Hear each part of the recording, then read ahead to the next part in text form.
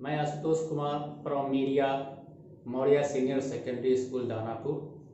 आज class 10th का geography का दूसरा चैप्टर वन एवं वन्य जीव संसाधन पढ़ाने जा रहा हूँ। ध्यान दें, वन एवं वन्य जीव संसाधन। वन यानी जंगल, वन्य जीव और जंगल। वन माने वन, जंगल और जंगल में रहने वाले जीव जंतु। वन क्या है? वन है तो हम हैं। वनों के बिना मानव का जीवन अधूरा है। जितनी भी मानवीय आर्थिक क्रियाकलाप होता है सब वनों पर ही टिका हुआ है। ये हमें कई तरह की लकड़ियां देते हैं और पशु पक्षियों जीव जंतुओं का आश्रय स्थल भी होता है।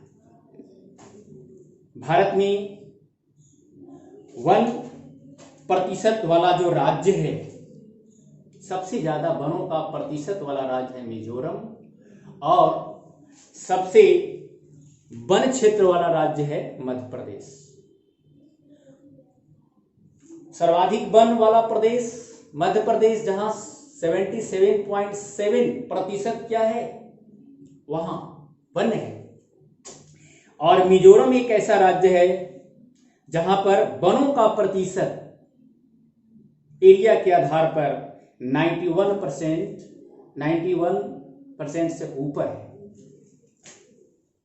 पर्यावरण की दृष्टि से देखा जाए तो किसी भी देश में कम से कम 33% वन होना चाहिए, जो कि ये लक्ष्य बहुत दूर है। और वन हमारे लिए कितना उपयोगी है, इससे आप समझ सकते हैं कि जो भी विषुवतीय क्षेत्र का सघन वन है, जंगल है, उसको हम धरती का फेफड़ा कहते हैं। वन क्या करता है? ऑक्सीजन को उत्सर्जित करता है, कार्बन डाइऑक्साइड का अवशोषण करता है। तो वन हमारे लिए बहुत ही बेशकीमती संसाधन है।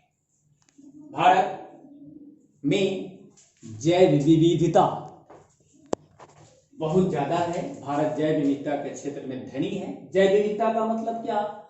अनेक प्रकार का प्राणी जात और वनस्पति जात यहां पाई जाती है। जैव विविधता के क्षेत्र में देखा जाए तो भारत विश्व के समृद्ध देशों में एक है। विश्व में जितने भी जैव विविधता के क्षेत्र में समृद्ध देश है, उनमें भारत का भी एक स्थान है। भारत में लगभग 81,000 प्रकार के वन्य जीव पाए जाते हैं। वन्य जीव यानी प्राणी जात।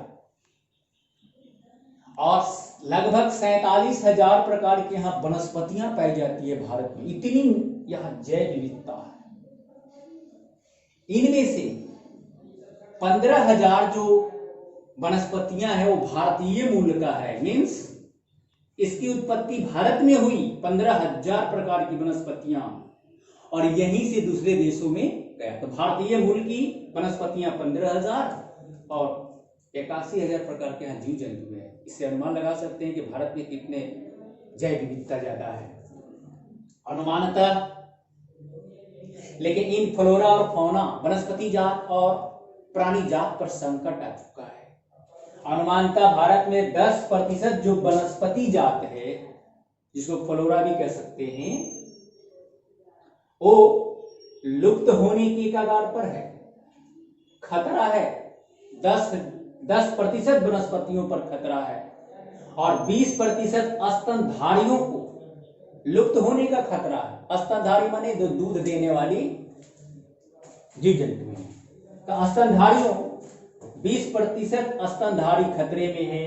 10% वनस्पतियां यहां खतरे में है, जैसे एशियाई चीता, गुलाबी सिर वाली बत्तख, पहाड़ी कोयल, जंगली चित्तीदार उल्लू। ये सब कुछ ऐसे जीव जंतु हैं जिन पर खतरा मंडरा रहा है। ये लुप्त होने के कगार पर पहुंचते जा रहे हैं। अगर इन पर विशेष ध्यान नहीं दिया गया, जिन परिस्थितियों में ये रहते हैं, अगर वो परिस्थितियां जारी रही तो ये धरती से गायब हो सकता है।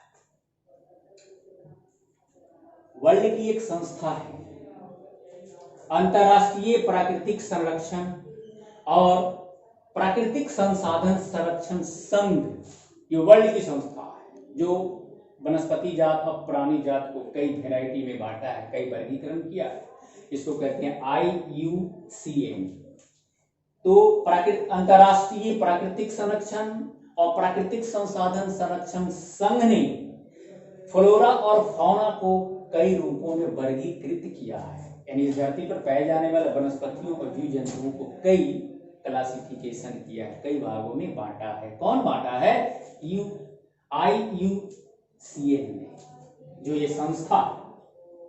तो इसके अनुसार देखा जाए तो पहला है सामान्य जाति, प्राणी जात और वनस्पति जात की सामान्य जातियां, पहला वर्ग है। ये क्या है? ये वे जातियां हैं वनस्पतियों की और जीव जंतुओं को जिनके जीवित रहने के लिए संख्या सामान्य है, यानी इन पर कोई संकट नहीं है, ये रहेंगे। जैसे पशु में सारे पशुधन, इस पृथ्वी पर पाए जाने वाले जितने भी पशु हैं वो सब उस सामान्य जाति में आते हैं। साल का पेड़, चीड़ जैसे सदाबहार पेड़, ये सब क्या है? इन सब पर संकट नहीं है, ये सामान्य जाति के मतलब क्या है? वनस्पति और जीव जंतु। दूसरा जो वर्गीकरण है जो अंतर्राष्ट्रीय संस्था ने किया, संकटग्रस्त जातियां। संकटग्रस्त जातियां ऐसे वनस्पति जात, प्राणी जात जिन पर संकट मंडरा रहा है, इनके लुप्त होने का खतरा है। जैसे काला हिरण, मगरमच्छ, भारतीय जंगली गधा, गैंडा, शेर पूंछ वाला बंदर, ऐसा बंदर जिसका शेर की तरह पूंछ हो, मणिपुरी हिरण, ये ऐसे कुछ जंतु हैं जो संकटग्रस्त में हैं। अगर इन पर विशेष ख्याल नहीं रखा गया, ध्यान नहीं दिया गया, इनका शिकार वगैरह पर रोक नहीं लगाया गया, तो ये क्या हो जाएंगे? संकटग्रस्त जाति है। तो ये संकटग्रस्त जातियां आने वाले समय में लुप्त हो सकता है, इसलिए इस पर विशेष ध्यान देना जरूरी है, इनका संरक्षण करना जरूरी है। तो संकटग्रस्त जातियों में कौन कौन जंतु हैं, ये सब समझ सकते हैं। तीसरे प्रकार का जो वर्गीकरण किया विदेशी संस्था ने, अंतर्राष्ट्रीय संस्था ने, वो है क्या? आपको सुभेद जातियां। सुभेद जाति का मतलब क्या? इसमें भी भेद हो गया, यानी इन पर भी संकट अब आने लगा है। तो ये वे जातियां हैं जिनकी संख्या घट रही है, यानी घटते जा रही है। और यदि जिन परिस्थितियों के कारण इनकी संख्या घट रही है, अगर वे परिस्थितियां लगातार जारी रही तो ये संकटग्रस्त जातियों में आ जाएगी। इसलिए इनको बचाने के लिए इनकी जो परिस्थितियां हैं उसको बरकरार रखना पड़ेगा, नहीं तो ये भी संकटग्रस्त में आ जाएंगे, क्योंकि इनकी संख्या में धीरे धीरे कमी होता जा रहा है। ये सुभेद में आ चुके हैं, जैसे नीली भेड़, एशियाई हाथी, डॉल्फिन, गंगा नदी में जो डॉल्फिन है जिसको आप सोंस कहते हैं, ये भी सुभेद जाति में आ गया है। आप देख रहे हैं गंगा नदी में बहुत सारे डॉल्फिन को लोग शिकार करते हैं, मार लेते हैं। अगर इस पर रोक नहीं लगाया गया तो ये भी आ जाएंगे क्या? डॉल्फिन भी संकटग्रस्त में आ जाएंगे। तो सुभेद जातियां भी जातियां जिनकी संख्या घट रही है, और इनकी जिन कारणों से इनकी संख्या घट रही है वे कारण अगर जारी रहा तो ये भी संकटग्रस्त जाति में आ सकती है। अगला है दुर्लभ जातियां। दुर्लभ, इनकी संख्या बहुत कम है।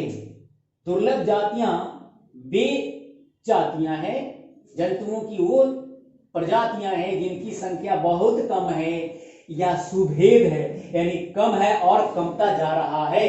यदि इनकी विषम जो परिस्थितियां हैं जिनके कारण ये दुर्लभ होती जा रही है, अगर वो परिस्थितियां नहीं बदली, नहीं परिवर्तित हुई तो ये भी संकटग्रस्त में आ जाएंगे। अगला है स्थानिक जातियां। स्थानिक जातियां वे जातियां हैं जो भौगोलिक और राजनीतिक सीमाओं से अलग है। देश की जो मुख्य सीमा है, भौगोलिक सीमा, राजनीतिक सीमा, इन सीमाओं से दूर हट करके जो जीव जंतु में पाए जाते हैं उसको बोलते हैं स्थानिक। जैसे आप देख सकते हैं अंडमानी टील, अंडमान निकोबार द्वीप समूह, मालूम है बंगाल की खाड़ी में है, जो भारत की मुख्य भौगोलिक सीमा से अलग है, कटा हुआ है। तो वहां पर अंडमानी टील सिर्फ अंडमान में ही मिलेगा, भारत के अन्य क्षेत्रों में नहीं। निकोबारी कबूतर, निकोबार में निकोबारी कबूतर है, ये स्थानिक जातियां हैं, सिर्फ वहीं मिलता है, भारत के अन्य क्षेत्रों में नहीं।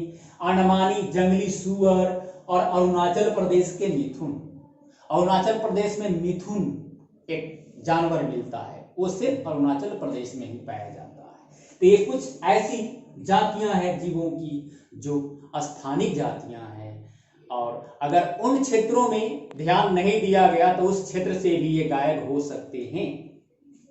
अगला है लुप्त जाति। लुप्त माने क्या? धरती पर कुछ ऐसी जातियां पहले थी जो आज कहीं नहीं मिल रहा है, ये लुप्त हो गया, विलुप्त हो चुका है। धरती पर जहां इनके रहने के अनुकूल परिस्थितियां थी वहां से ये गायब पाए गए। खोज करने पर भी वे जातियां ना मिली। जैसे कभी आप हजारों वर्ष पहले सुने होंगे, लाखों वर्ष पहले कि डायनासोर था इस धरती पर। डायनासोर क्या है? लुप्त हो चुका। उसी तरह से और भी बहुत सारी जीवों की प्रजातियां हैं जो लुप्त हो चुकी है। जैसे एशियाई चीता पूरे एशिया से खत्म, एशिया में ये चीता मिलता है, और ये जिन अनुकूल परिस्थितियों में पाया जाना चाहिए वहां से गायब हो चुका है, अब कहीं दूसरी जगह नहीं मिल सकता है। तो एशियाई चीता क्या हो गया? लुप्त प्रजातियां में आ गया। गुलाबी सिर वाली बत्तख क्या है? लुप्त है। तो ये आपको अंतर्राष्ट्रीय प्राकृतिक संरक्षण और प्राकृतिक संसाधन संरक्षण संघ ने ये जीव जंतुओं को क्या किया है, वनस्पतियों को क्या किया है, कई वर्गों में बांटा है। और मालूम है ये सभी जैसे सामान्य जातियां हैं, अगर इनको बचा कर नहीं रखा गया तो ये भी संकटग्रस्त में हो सकते हैं। संकटग्रस्त जो जातियां जिन पर संकट है, संख्या घट रही है, वो आने वाले समय में अगर उसको ध्यान नहीं दिया गया तो वो भी लुप्त हो जाएगा, धरती से गायब हो सकता है। उसी तरह सुभेद जिनकी संख्या घटती जा रही है, ये भी संकट में आ जाएंगे।